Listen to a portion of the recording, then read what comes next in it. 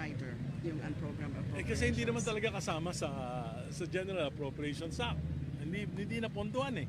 So rider lang yun. Walang pondo eh.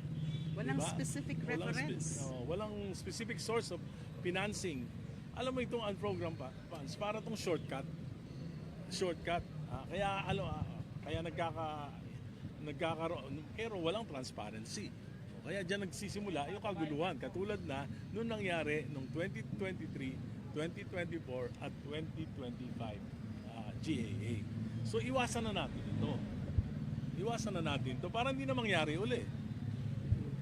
Kasi pag yung rider, kasi pag sinabi kasi nga sa appropriations, may specific line item being referred to. Meron ka na dapat tinitingnan dyan. So kapag you just place a lump sum and then you don't refer to any specific line item, it doesn't have a place in the budget. That's why it's called a rider. It cannot have, there should be a specific appropriation for that specific item in a budget. Could you just elaborate po on the prayer in your petition? Yung prayer niyo po. Well, may prayer kami for a temporary restraining order para hindi ma-release magamit yung pondo habang nire-resolve yung problema ng constitutionality.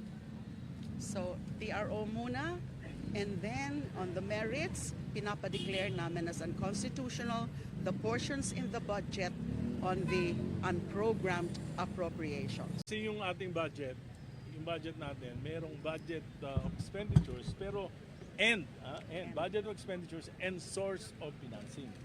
Dito sa unprogrammed funds, wala yun. So the financing should come first before Yes, the special, yes, and it will be recorded as special fund, not as Kaya nga, kung may source of financing na, di padala na sa Kongreso ulit as a special supplemental budget. budget. Yun Special dapat ang appropriation. tamang proseso. Nagawa na naman ito noong mga nakaraang panahon. What about the precedents before this happened already? Kaya nga, Retroactively? kasi nung mga nakaraan, medyo maliliit lang eh. Kaya hindi napapansin, for the sake of expediency, pinapayagan. Pero ngayon, nagamit na itong sa kalokohan, kaya kailangan na talagang tuldukan.